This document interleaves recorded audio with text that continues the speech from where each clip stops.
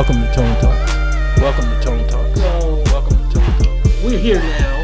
I want to give everybody. Oh, you. Okay. All right. I'm putting cases on all you. Huh? You think you can do this shit? Jay! You think you can do this to me? You be playing basketball in Pelican Bay when I get finished with you. Shoe program. 23-hour lockdown. I'm the man up in this piece. You'll never see the light of who the you think you with. I'm the police. I run here. You just live here. Woo-wee! Can we talk today? Can we talk about how we got here, where we're at, what we're dealing with? Can we get honest today? Can we talk about the films like Bad Boys and Training Day and the culture that came out of the Rampart division? Can we get into it today? Can we dig deeper than everybody else and talk about what is our part in it? What can we control? Why we lionize that performance? The Kong speech is what they called it. Oh, here. It's just acting. And it's not just you. We all love that. We loved it. We created a world where you couldn't be normal. You had to be seen through the image of collapse.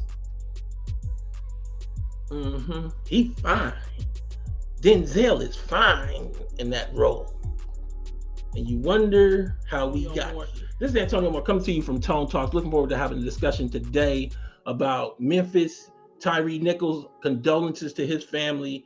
We're going to go into some of those facts. We're going to go into the Scorpion unit. We're going to go into the Scorpion unit. We're going to go into some of the realities behind how we got these black men that felt so empowered to lord over this black man in his car.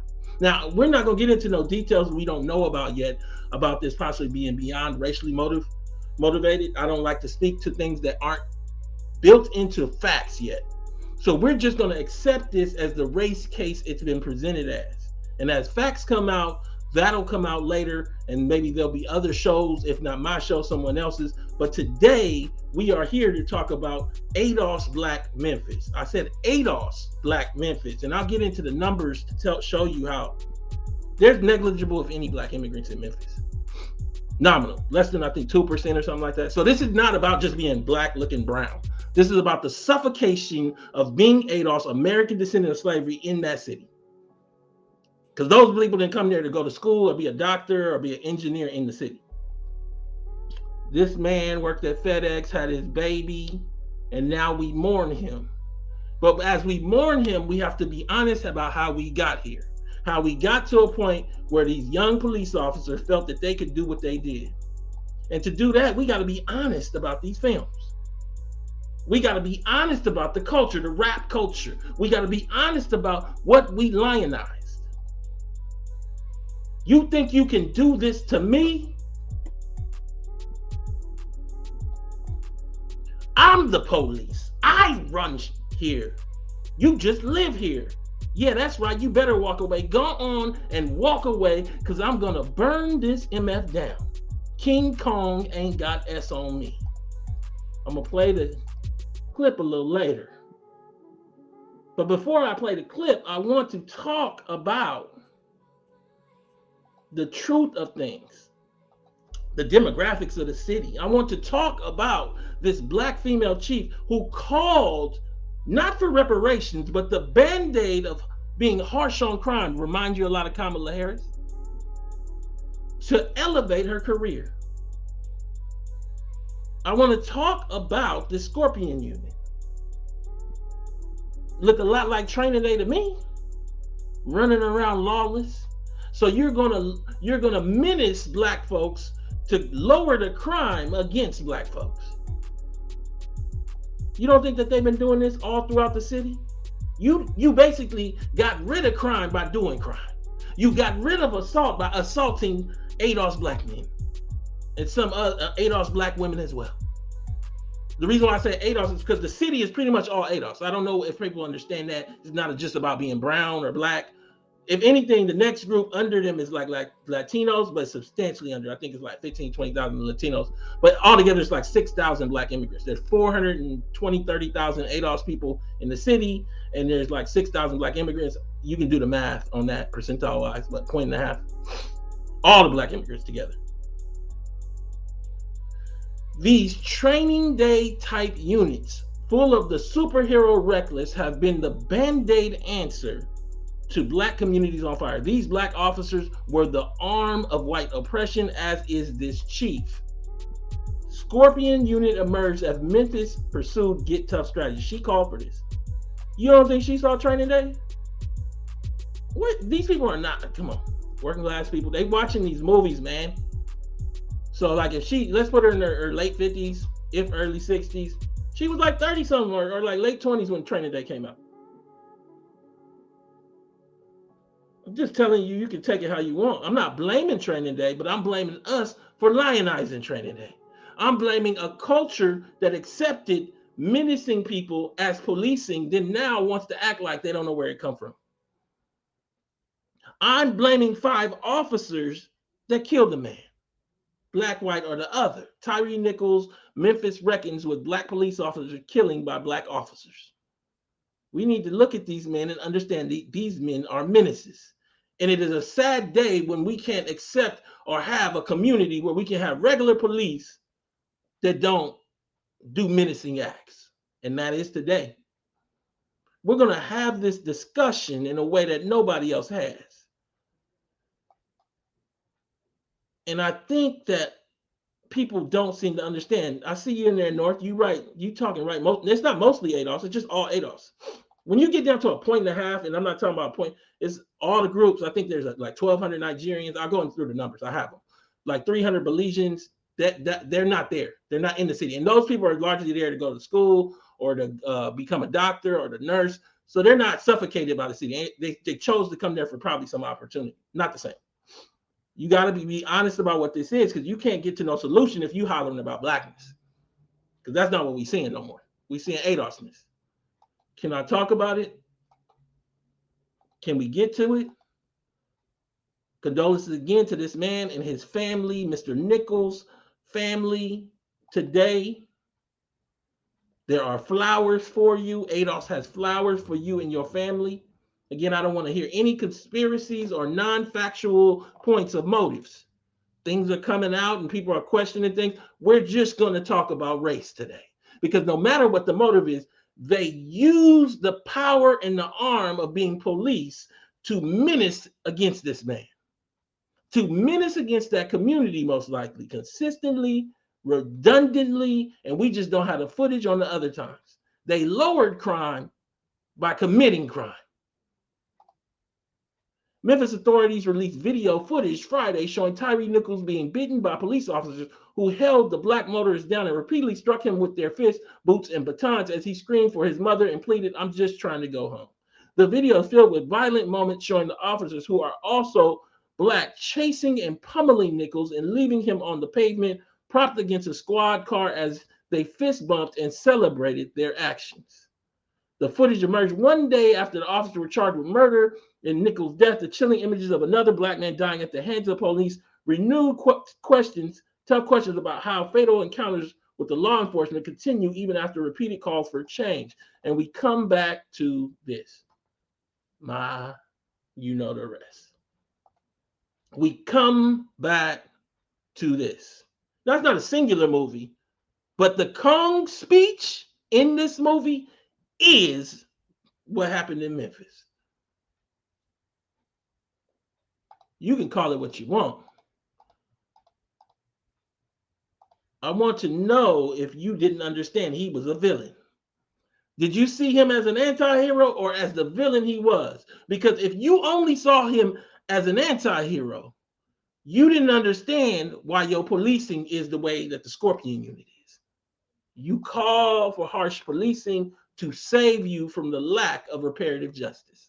You ask for band-aids and wonder why they aren't healing your cancer, your communal cancer. I need you to hear it. Please support the channel. I want to get into the discussion today because it's a sad day, because in so many ways, what should be a day where he's walking home, where this man is walking home to his children, his child, I should say, he's deceased, this young man. It's a sad day also, and I'll say this, because there are black families that these police officers are part of that are over now. So often we forget that part of it because it isn't the most important part. There are mothers, there are sisters, there are children. This woman needs to be fired as well. She called for this unit. We'll talk about it in a second. This is a sad day because it shows and exposes the wounds and the cancers that come from not doing a reparative justice movement and doing the bidding of white oppression. 71 commands in 13 minutes. Officers gave Tyre Nichols impossible orders. A Times analysis found that officers gave dozens of contradictory and unachievable orders to Mr. Nichols. The punishment was severe and eventually fatal. Police officers unleashed a barrage of commands that were confusing, conflicting, and sometimes even impossible to obey. A Times analysis of footage from Tyre Nichols' fatal traffic stop found when Mr. Nichols could not comply, even when he managed to, the officers responded with escalating force. The review of the available footage found that officers shouted at least 71 commands during an approximately 13-minute period before they reported over the radio that Mr. Nichols was officially in custody.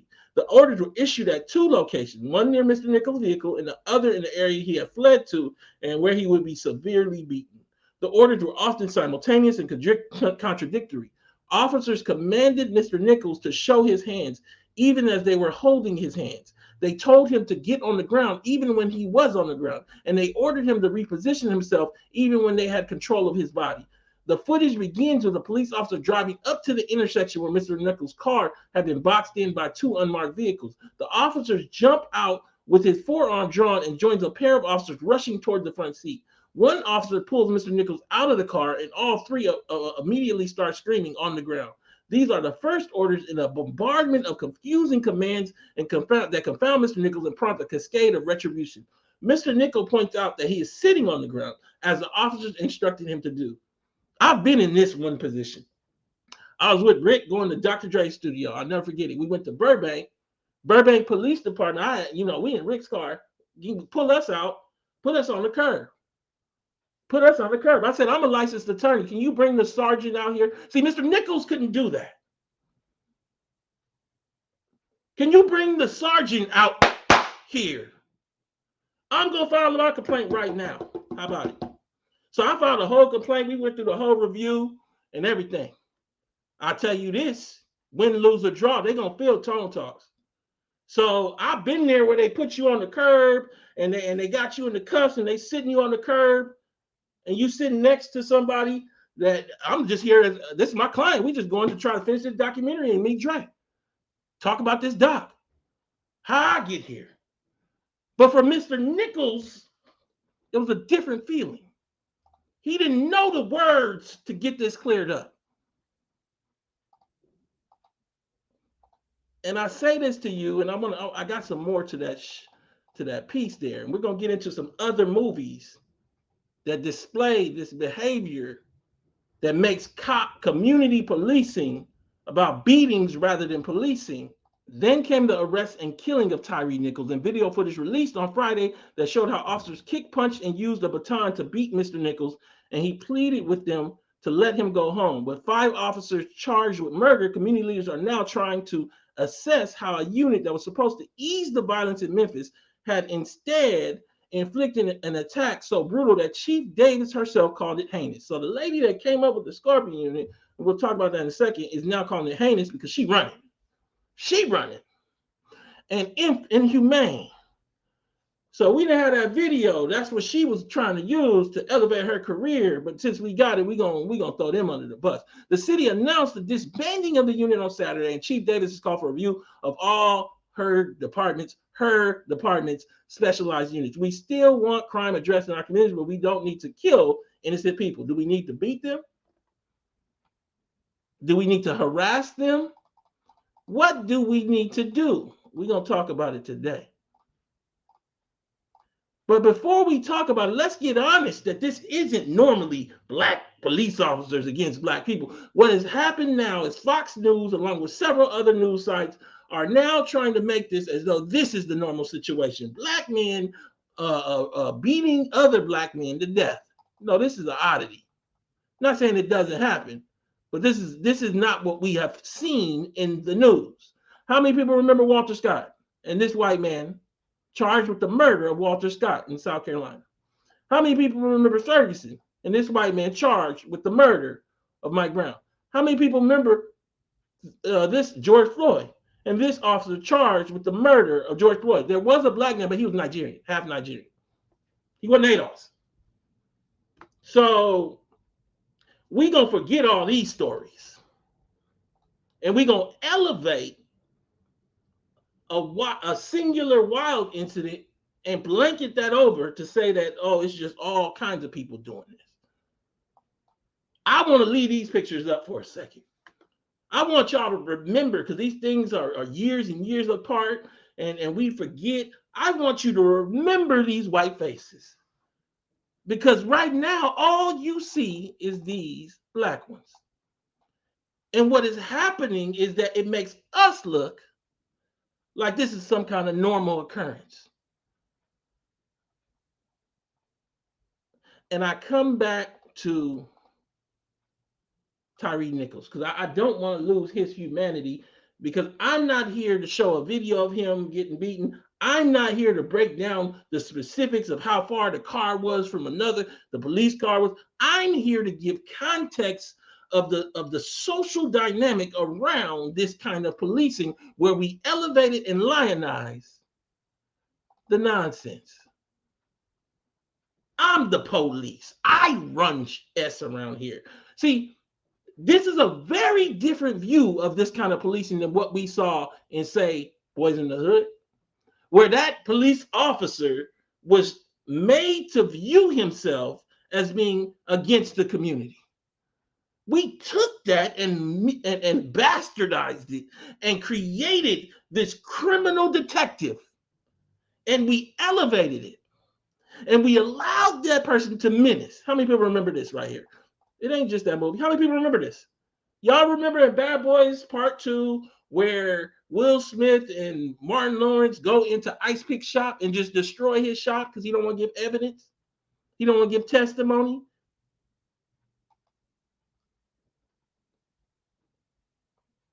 How many people want to deal with how we got here? Y'all gonna say, what does this have to do with anything? We're gonna get into the meat and potatoes of Tyre Nichols, but I need to give context, because y'all gonna tell me that don't have nothing to do with nothing. Y'all remember this?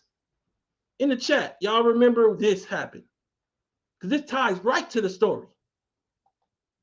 Bad Boys for Life. 2 Miami-Dade cops who were obsessed with Will Smith's movies get 12 months behind bars after being caught in undercover drug sting. They're selling dope while they cops. 2 ex-Miami officers who were Bad Boy fans to begin prison sentences, Roderick Flowers and Keith Edwards. I'm talking about it today, because y'all forget how much this infused a value system where you lost yourself like Donnie Brasco. You lost yourself. You lost the reality of where you here for the community or to menace over the community.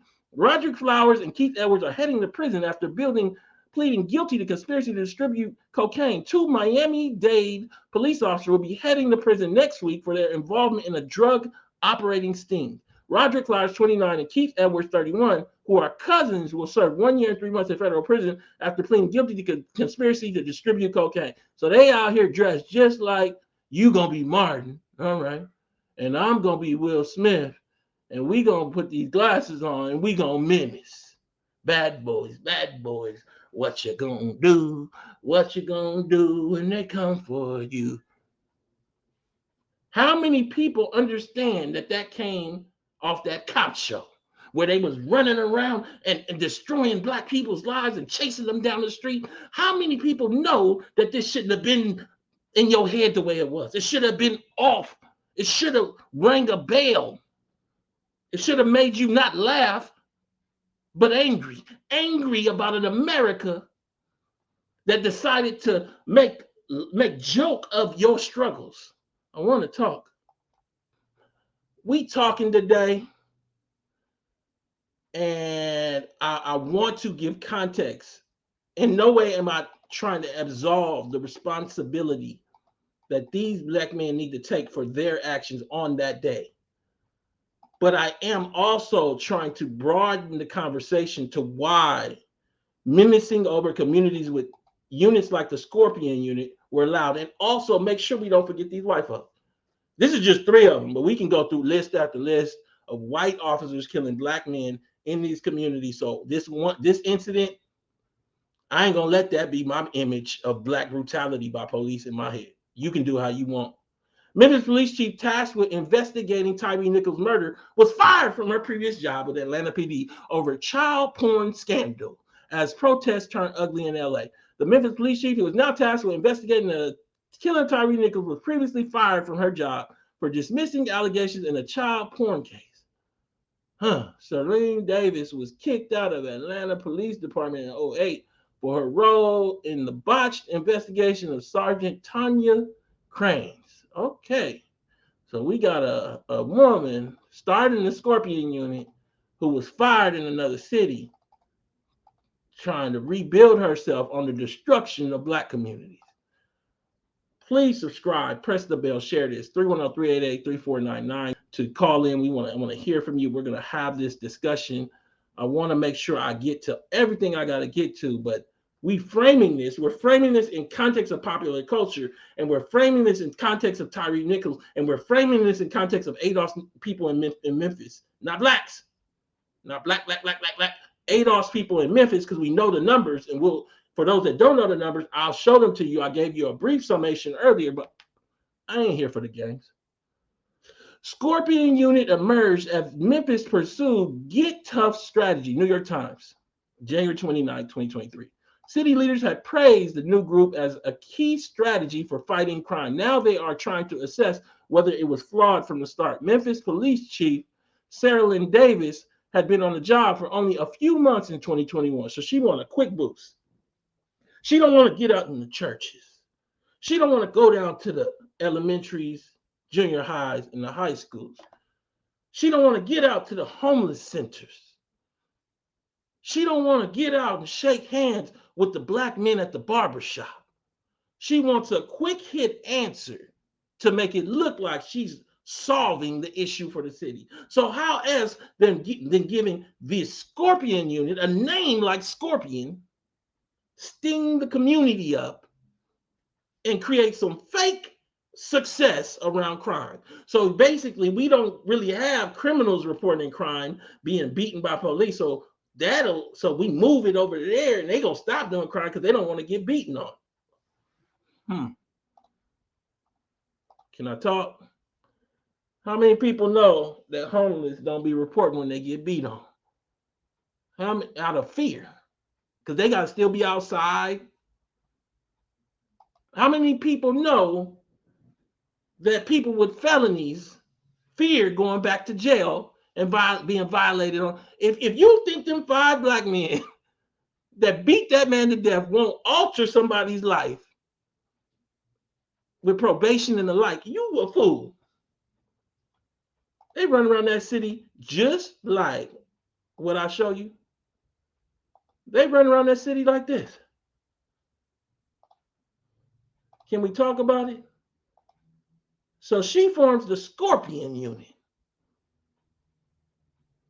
And we up here praising, let's read the rest of it. When she saw that the homicide numbers were rising toward a record near her new home downtown, drivers were buzzing wildly through the street, often late at night, buzzing wildly. She had a plan to confront the mayhem. For reckless drivers, she told her team officers were to focus on less writing tickets and more an all-out strategy of seizing cars.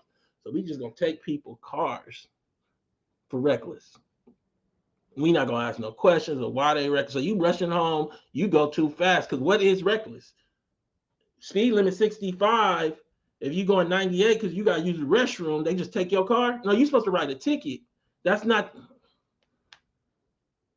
and more on an all-out strategy of seizing cars from the most dangerous drivers. Violent offenders needed to be targeted with new urgency. If the state could not take a case to court, she determined her agency should ask federal prosecutors to take the case instead. We all have that understanding about being tough on tough people. What is a tough person? The first thing I get when I tell people, oh, what do you do for a living? I'm a criminal defense attorney. Oh, you represent criminals. Guilty beyond a reasonable doubt. I represent people. People that have to have their rights met. Violent offenders need to be targeted with new urgency. If the state could not take a case to court, she determined her agency should ask federal prosecutors to take the case instead. 2 days later, Chief Davis, the first African-American woman to lead the department, launched her most ambitious strategy. She launches a new unit named Scorpion, or Street Crimes Operation to Restore Peace in Our Neighborhoods, would employ some 40 officers as a strike team in some of the most volatile corners of the city. Before long, some residents complained of heavy-handed tactics of officers from the new Scorpion team employing punitive policing in response to relatively minor crimes. She should be right there in your mind. She isn't charged with murder, of course, but she gave them the empowerment to run around the city and menace over Black people. We'll talk in a second about police coming off of the Ku Klux and basically menacing over Black people. But now you have this Black woman utilizing that same tool. But it also sounds like this. Oh, you okay. All right. I'm putting cases on all you huh? You think you can do this shit? Jay! You think you can do this to me? You mother be playing basketball in Pelican Bay when I get finished with you. Shoe program 23-hour lockdown. I'm the man up in this piece. You'll never see the light of who the you think you with. I'm the police. I run here. You just live here. You just live like here. You better walk away. Go on, walk away, because I'm going to burn this down. King Kong ain't got on me.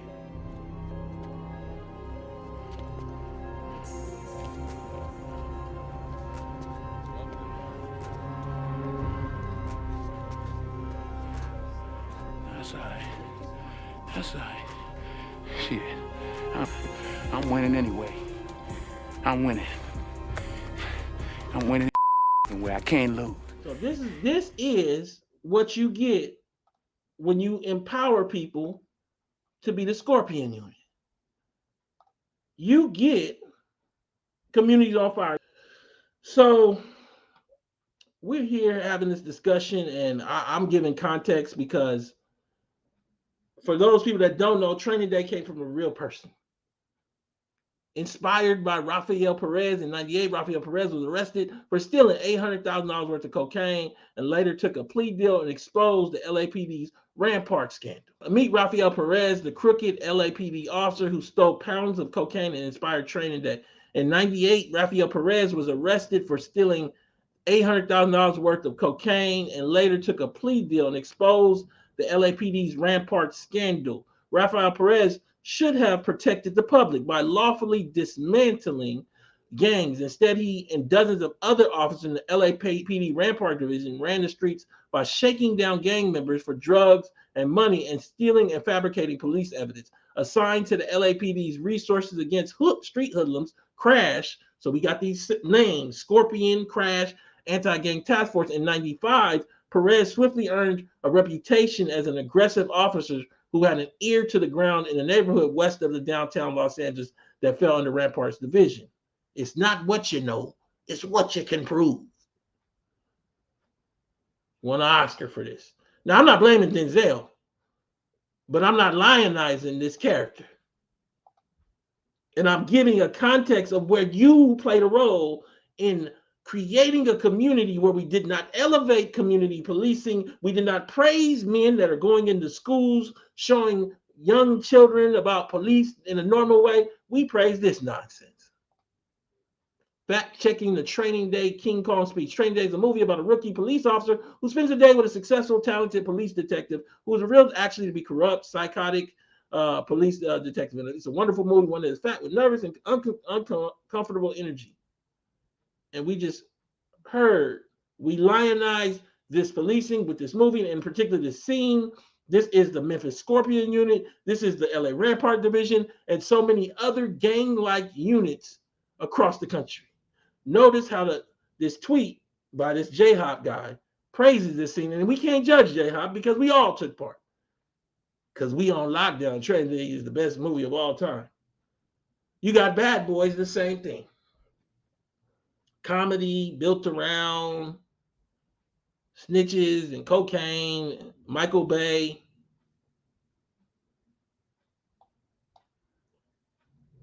This idea of the cool cop. But part of what made the cop cool was not that he policed the community with any kind of aspect of compassion or care, but that he menaced over it. Breaking up people's stores, pretending to be police while actually you are criminals, selling dope across the community. Bad boys, what you gonna do? This is what these police officers grew up on. Because you got to remember that if somebody is 43, they was 19 and 18 when this came out. This is 20-some years ago, the first one. This ain't like 5 years ago. So they grew up without an understanding of police. Their image of police is not the daddy from the Urkel show. It's not the daddy from the Urkel show. It's this. And we know that because we see it here. We real cops, and we gonna pretend to be fake cops so we can feel cool. And you know, how many women you think love that? Just being honest.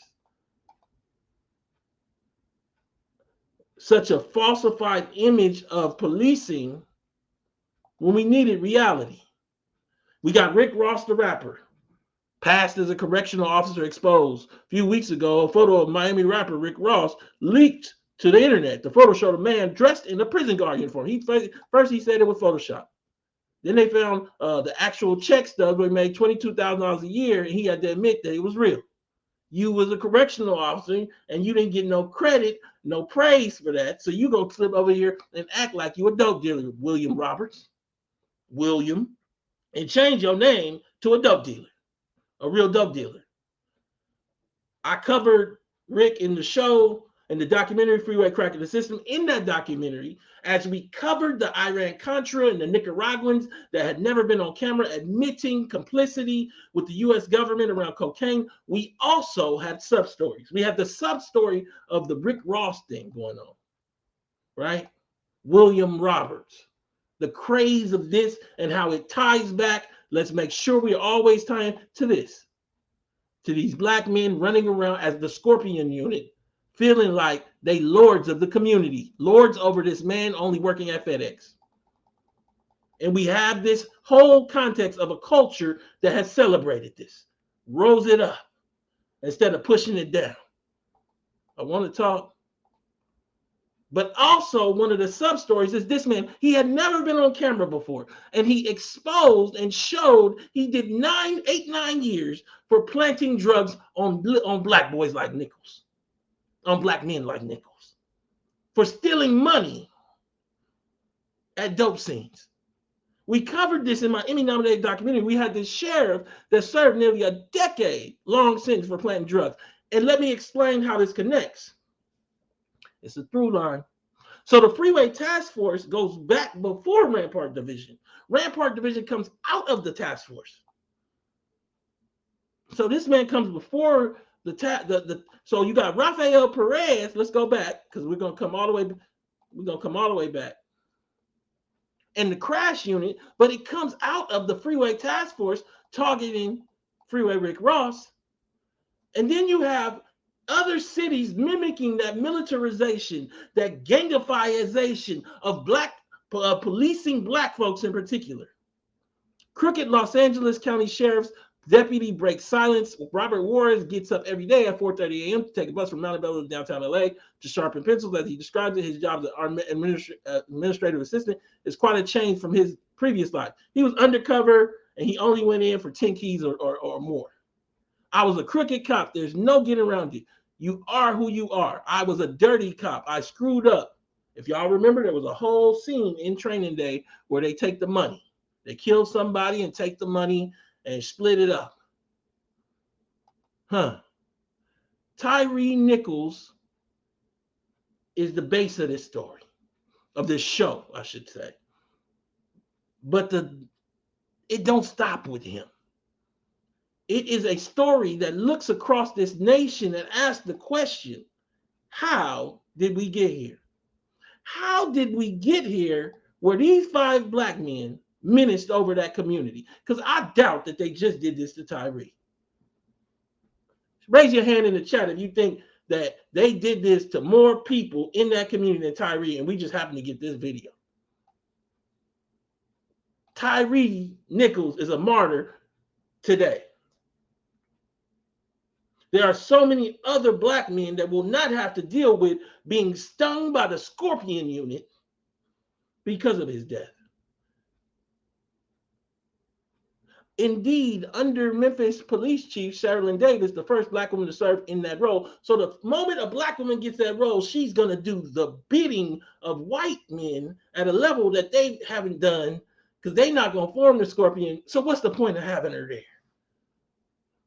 They hired her to do the stuff that they can't do themselves because the people going to say, y'all too hard on crime. But because it's her, we're not going to say it. Please support the channel. I want to have the discussion. King Kong ain't got nothing on me. I run this. You just live here. Indeed, under Memphis Police Chief Sherilyn Davis, the first black woman to serve in that role for the city, the majority of the force is black, according to the city's website. But there is no clear answer as to why these officers attacked Mr. Nichols and how exactly the race of all 6 men may have led to his death. Chief Davis told the BBC News she still struggles to explain what happened. How do you struggle? You created the Scorpion. I don't think you meant to have black people killed, but I think you knew that they would get beat on. You made it so their car got seized. How you set? Understand what? Let me back up as a defense attorney right now. You got somebody driving home at 11 p.m. or whatever be the case. Let's say that they're going a little fast because there's no definition for what reckless is. It's not like murder. It's not like battery. It's not like assault. Reckless driving. We're going back to the New York Times article.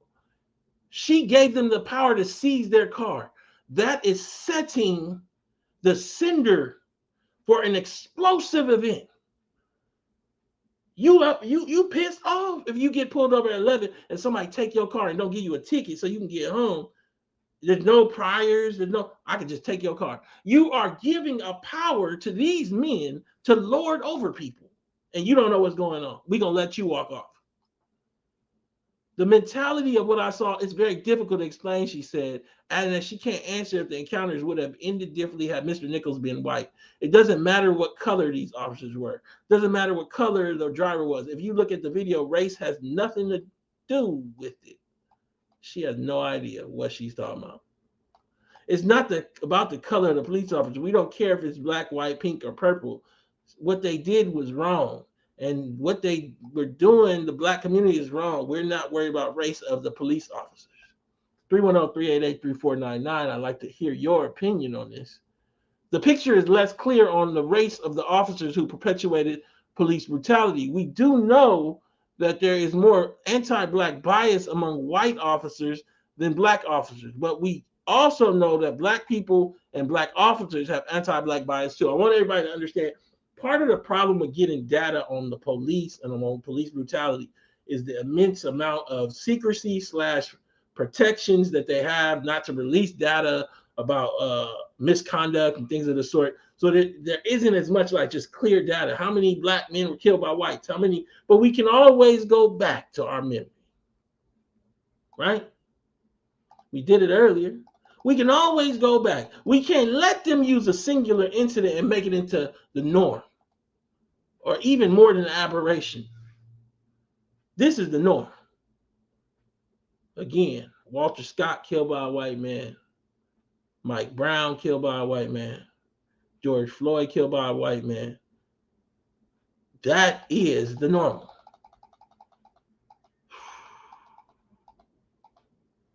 I want to talk about it. We do know that there's more anti-black bias among white officers than black officers, but we also know that black people and black officers have anti-black bias too. We're talking about a difference in degree, said Khalil Gibran Muhammad, a professor of race and public policy at Harvard Kennedy School. Tyre Nichols' death. 2 Memphis officers involved in stop joined the department after it lowered its hiring standards. Caller, what's your name? Where are you calling from? Yeah, this is Vaughn from Detroit. Hey, Vaughn. Hey, today I learned about the lowering standards. I saw a local news story. Well, let me read the story, and then I'll let you come in and give your opinion. 2 of the 5 Memphis police officers fired and charged with fatally beating Tyre Nichols were hired after the department loosened its hiring requirements, highlighting concerns that police departments should not rush to fill open positions with people who might not be qualified. To Darius Bean and Demetrius Haley both joined the force in 2020 as it was experiencing a major staffing crunch. That sounds like COVID. That's when they joined, and had dropped the requirement that recruits have an associate's degree or 54 college credits. So now we got high school graduates. Officers Desmond Mills, Emmett Martin, and Justice Smith were hired before the department's change in its requirements in 2018. To say recruits need to have a full-time job for 5 years, and we need to complete their associates within 4 years, meaning a sense of stability, a sense of being part of the community. They're desperate. They want police officers. Mike Alkinzer, an adjunct professor at John Jay College of Criminal Justice, told the New York Post of policing departments loosening hiring standards. They're going through it. They check off some boxes saying, okay, they're good enough, get them. And they particularly now then look for people willing to menace over other people. I mean, they've been watching Training Day. They ready. Throw them out there. Bad boys, bad boys. Throw them out there. Yeah, but not only that, you gotta keep in mind, the black culture is formed from the bottom class of our society. 30% minimum of black males are convicted felons. It's higher in certain cities. So when you get that type of culture growing up, you won't. I don't know how to put it, but we gonna constantly get bad apples. This has probably been going on with black men more than people want to admit. And on top of that, I also saw that they are. I don't know what this is. They are allowing certain felons to get hired, and they put department also. I don't know what type of felons that could possibly be. But so when you lower your standards that low, man, you don't get this. Matter of fact, I can tell you, because I'm old head. I remember in the 80s when crack came out, they were desperate for police officers, and they were hiring anybody. Well, also they hire people they hire these young people, these young black men to infiltrate communities because they get accepted, and you have that whole part, not even just undercover. And the thing is, I don't think nothing per se wrong if you're going to be a community police officer, but if your goal is to intimidate, as this Scorpion unit was set up. Again, I need you guys to understand it because it jumps off the page for me, and I have to remember many of you are not at all versed with this. But just explaining to you what this says right here is a key set of words. She says, for reckless drivers, she told her team officers to focus less on writing tickets and more an all-out strategy of seizing cars. That's just one element. This whole thing is set up to menace. She set up a unit to menace over black people. And I just don't know where you put that, but don't let her apologize away as if she don't understand what's going on. She was getting a quick answer to elevate her career, which was on thin ice because of what had happened in Atlanta prior. I shared that earlier. Go ahead. You know, that was an attack in Detroit a couple years back with an ex-police chief.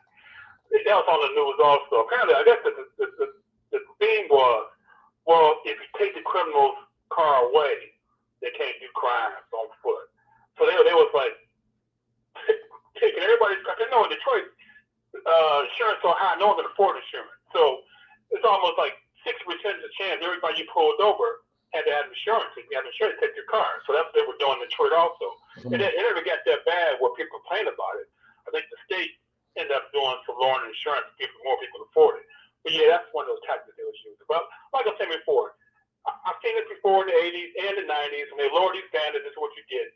I don't know what the answer is, because I know Memphis. I know the answer. The answer is reparative justice. Reparative justice. You can't do it no other way. Oh yeah. You can. Yeah, you gotta move to a space where because you'll mess around and this same police chief will tell you ADOS doesn't matter, even though it does, because our city is ADOS, so you don't understand your own. You have to understand who you're policing. When you're not policing blacks, you're policing ADOS. I'll get to that in a second. But you also will have the same police officer say, we don't need reparations. Yeah, because you're gonna menace over us without it. Caller, I'm gonna let you go. I got a full queue. You were great, man. Thank you so much. All right, go ahead, brother. Caller, what's your name? Where you calling from? Hello? What's your name? Where are you calling from? Hi, Tom. This is Lillian. I just want to send favors to the family. And I'm just so sorry. I couldn't watch that. I mean, I heard about it, and I haven't watched it, and I just refuse to because, black police officers and an innocent life. Can I ask you a question? Can I ask you a question? What do you think about this black woman who is leading a department, but under the guise of actually destroying black families and black communities? What I think is that she's just a bootleg. She's doing what she's told. She's covering for the police department. They need to defund that whole Memphis Police Department and over. That's awful. I have to agree. Any last thing you want to say to the audience? No, I just still want to send my condolences to the family. And I'm so sorry. And I'm so sorry for all the other black families that have lost their loved ones, because I know how that feels. So that's it, Tom. Thank you so much. Thank you so much for your words. Thank you so much for your words, man. So we are out here. Memphis Police permanently disband unit tied to deadly beating of Tyre Nichols. A day after the public released a video showing that the horrific beating of Tyre Nichols, the Memphis Police Department announced it is disbanding this Scorpion unit, permanently deactivating the unit that five of the involved officers belong to. The Scorpion unit, launched in 2021, was tasked with tackling rising crime in the city, but has been heavily criticized in the aftermath of the 29-year-old man's killing. Nichols was brutally beaten on January 7th after a traffic stop. He required hospitalization and died on January 10th. Again, I don't want to hear anything about secondary motives. Regardless, they were using police powers in all the wrong ways. What we're going to accept is the facts we know, which is race. And I just say to you, man, this is the consequence of decades-long ignorance and praising the wrong things, ignoring the wrong things and praising the wrong things, praising these movies that celebrate menacing policing. King Kong speech, laughing at cops to show, to the point where police officers started, and we showed it, and I'm gonna show it one more time, mimicking the craze. These young black men are actually Miami-Dade police officers selling drugs, dressed up like Bad Boys the show, because they grew up on this. If they 29, they was like 12 and 13 when this came out. What were you as a parent doing showing your 12-year-old this movie? How many out there let their 12-year-old little boys see Bad Boys? How many people let their 15-year-old see Training Day? How many people understand the consequence of allowing that on your TV in your home? How many people understand that everything has a consequence? Singing Bad Boys from the Cop Show. That is a racist show menacing black people. And we all part of it. We watched these things and we were sold these things. We were propagandized. So I'm not praising over you. Don't think that.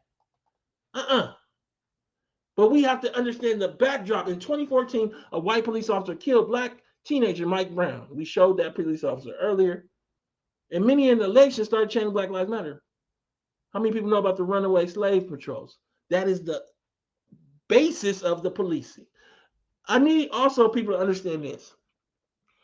Police and soldier are different. Let me say it again to you. Police and soldier are different. So when you see a soldier in California from the Army, United States Army, and then you see a soldier in Florida, and then you see an Army soldier in New York, those are all trained the same way. Those are all soldiers of the United States Army, oftentimes brought to a singular base in different regions, but the training is the same. Police officers are products of their own fiefdom. They're all like little small units. In some of these places, there's too many of them, and they run it like all different. And many of them don't have the training to actually be police officers. There is little to no continuity, far too little oversight. There is just the wild, wild west in terms of like sheriff-like policing of black communities. I mean, Ferguson, I think, had 30,000 warrants and they had 8,000 people, something like that. Don't quote me. In August 2014, a white police officer killed black teenager Mike Brown, and many in the nation started chanting Black Lives Matter. I, like many, scrambled to understand what was happening. This is an article. Who deserves this kind of treatment, even if they are convicted of a crime? How can we do this? People who are like us. Merritt explained, this is the article that he quoted from. Merritt explained how policing and its related practice, incarceration, were largely designed to control black bodies after the abolition of slavery. Following emancipation, the number of people arrested in the Deep South rose significantly as the substance and enforcement of certain laws changed considerably. In stark contrast to the antebellum period, the vast majority of those now arrested were black. Far from embracing emancipation, white leaders created new laws and policies to control and incarcerate recently freed black people. How is that different if it ain't just the same as this?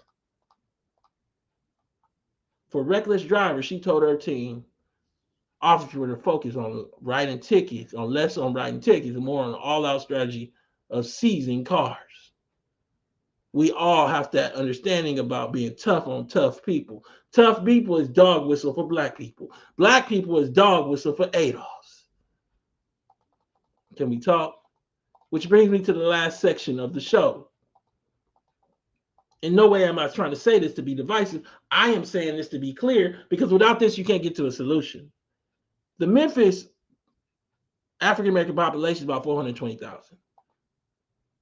Their wage level is half that of whites. The median income for non-Hispanic white households is 70,000. For black households, it's 35,000. The whole house is making 35,000. We went over the impossibility of that.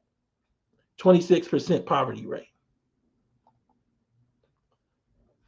But right now, we're using black to describe what we should be using ADOS to describe, because it's just ADOS people there. It's a few blacks there that aren't ADOS, but they're there for school and they chose to go there. They're not suffocated under the reach of these police in the same way. Most black immigrants live in the Northeast and the South. Most black immigrants live in the Northeast and the South. They're in Boston, New York. You see Washington. You see the numbers here, hundreds of thousands. New York has the larger number. Again, we're talking about 420,000 ADOS in the city. Now, I've already got the numbers, but just to give you a breakdown, let's talk about it. Because no games, all real. I've got the numbers to show you that there aren't, because we use the word black immigrant and it creates like a block that doesn't exist. You have to go by country. So if you go by country, the top 50 immigrant groups, the first group is Latinos. Now, we know to create a boundary between Latinos or Mexicans in particular and ADOS, but then we say these immigrants are the same, and they're not. They're just brown. more brown. So you got let's start with the most populated, which is like Nigerians, which is like 1,100. And a lot of them are students, and they're there to be doctors and nurses, engineers, professionals. You got 460 Jamaicans. Again, let's do the numbers because it's important because we're using the word black. We're not using ADOS, so we're not getting to the root of what's going on here. People that are, so all together, all the black immigrants were 6,000. But many of the groups have, like, if you look at Senegalese, they got 300 people there. If you look at Jamaicans, they have 460 people there in Memphis, Tennessee. If you look at Belizeans, they got 170 people there.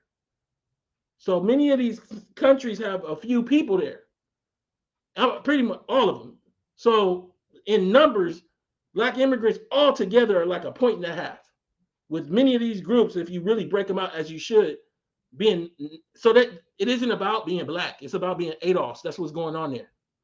You are come from a slave in America, you're gonna take this boot. And this boot has a historical context back to runaway slave patrols. Don't let nobody talk about blackness in this context. This is about being ADOS. You can pull the numbers up. This is from the census. I want to talk about it.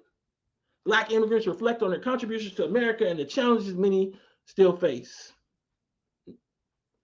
According to Uniblock Network, 5% of Tennessee residents are immigrants, while about 4% of the residents are native-born citizens. That's all the immigrants. Black immigrants now account for 10% of the nation's black population. They're just not in Memphis. They're just not there. I mean, negligible if they got moved there for a job. And if they go there for like, say like this guy, Nigerian visitor sees wealth of Memphis. Yeah, I bet he did. So this is like a Nigerian king or something. What is it? Let me read it. It says it right here. Abagundi, a prince and great-grandson of the first king of Owu, once a tribal kingdom, and now an impoverished farming Abagundi's royal lineage wasn't enough to secure quality medical care, so he went to Memphis for medical care. He didn't go there and deal with that policing. So this is a different reason to go to Memphis. And it's important to understand this because contextually talking about black don't get you to the solution of reparative justice for ADOS.